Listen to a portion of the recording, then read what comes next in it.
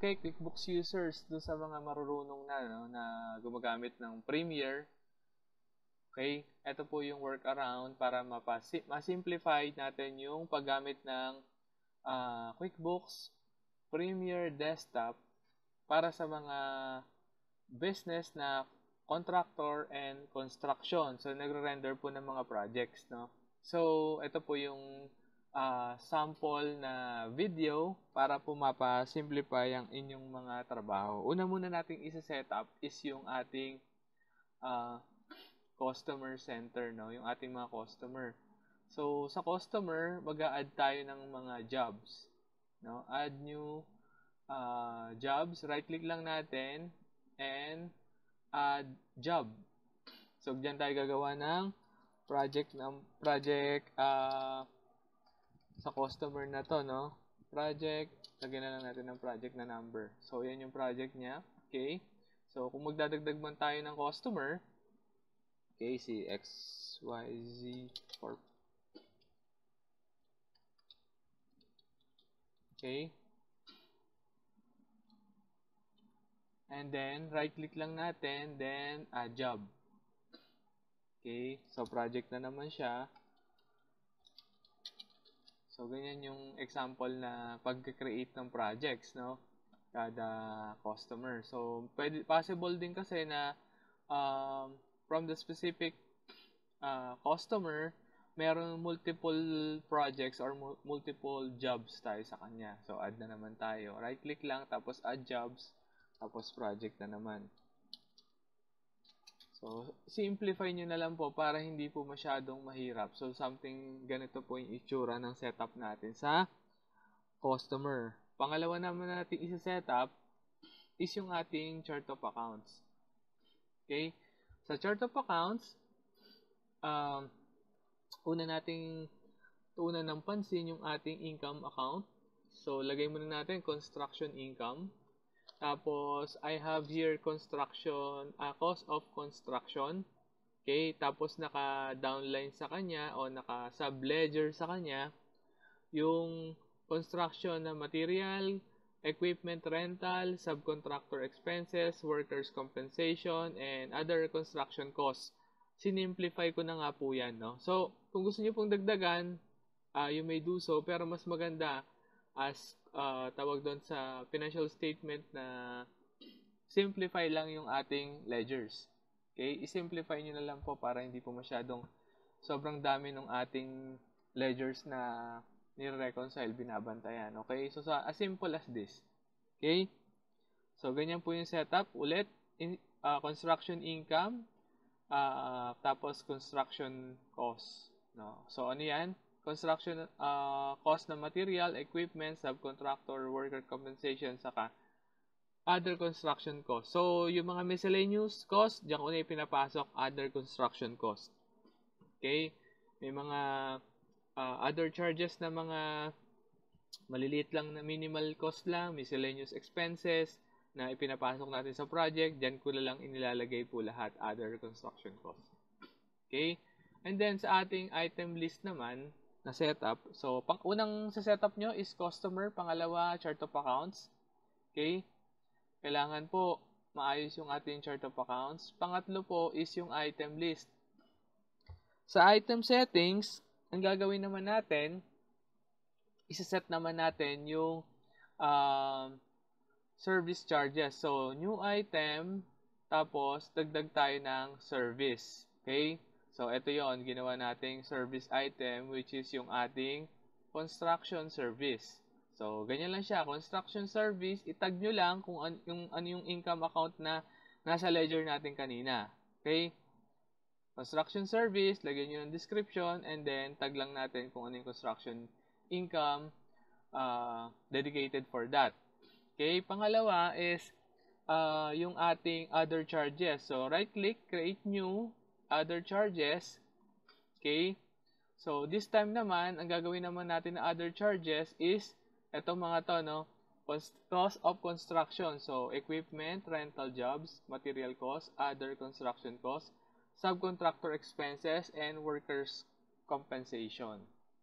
So, bakit po natin ginagawan ng may ledger naman siya? ba't natin ginagawa ng items? Kasi po sa estimates, hindi naman po matatag doon yung yung yung expenses, but matatag doon yung items, item expenses. So, ginawa natin siya ng other charges. Okay, other charges. Tapos, tinag natin yung ledgers. Okay? So, tingnan natin isa-isa to. Halimbawa to, construction cost, edit ko lang.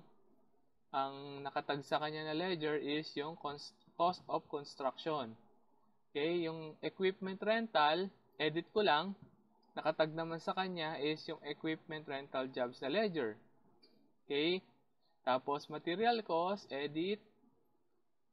Okay? Ang nakatag naman sa kanya is, ito, material cost. Okay?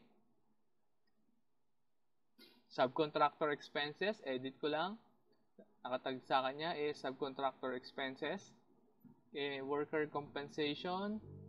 Okay? Sinimplify ko na lang po yung ano dito yung payroll ng workers, no. Nilalagay ko na lang worker compensation para hindi na masyadong masalimuot pa yung payroll. Okay?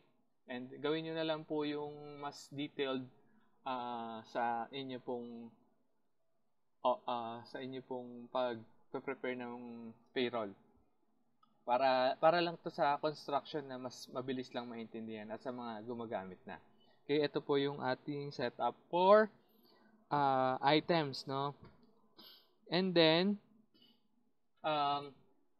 sa ating inventory naman, okay, ganito yung ginawa kong approach sa ating inventory. Right-click, create new, tapos inventory part. Okay? So, ginamit ko po yung inventory part. Okay? Pag-setup. So, tulad nito, gumawa na ako dito ng, alimbawa lang ay tubular. So, ito yung ginagamit sa construction, for example. So, edit natin yung tubular para makita natin yung setup niya. Tubular, okay? And then, yung kanyang construction income. Pagka nabenta natin yung items. Expenses niya is construction and material cost. And then, yung inventory side niya is inventory asset. Okay? Tapos, naka-downline sa kanya or naka-sub sa kanya, sub of tubular, yung mga sizes. Okay?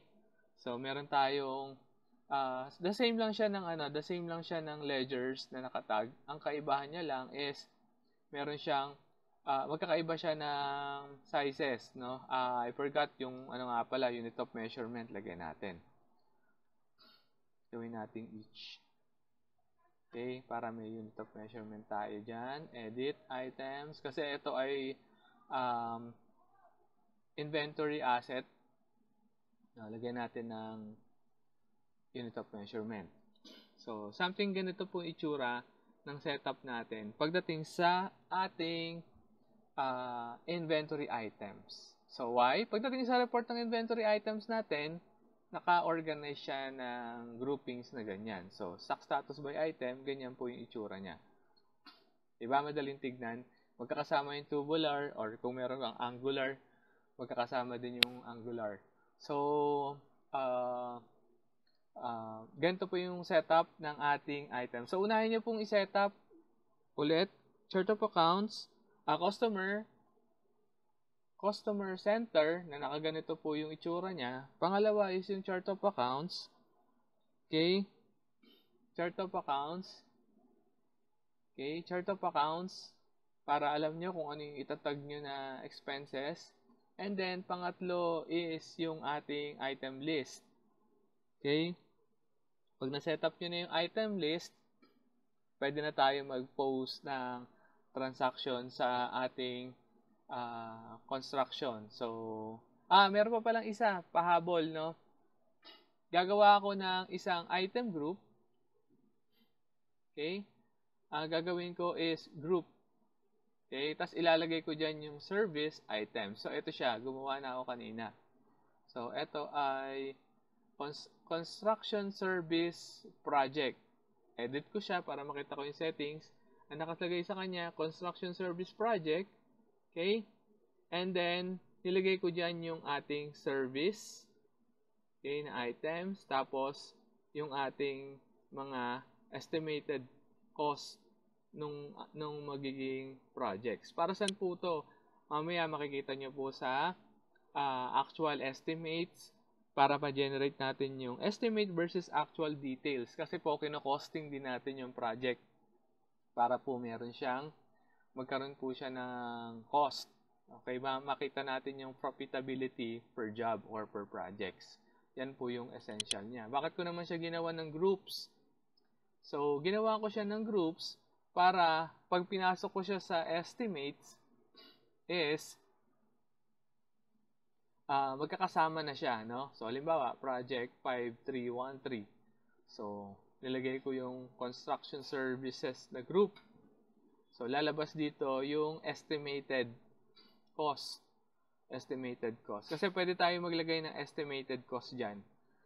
No? Nag-estimate tayo dito ng material cost, subcontractor cost, worker compensation. Yan. So, explain ko na lang po yan sa susunod na videos natin. So, thank you.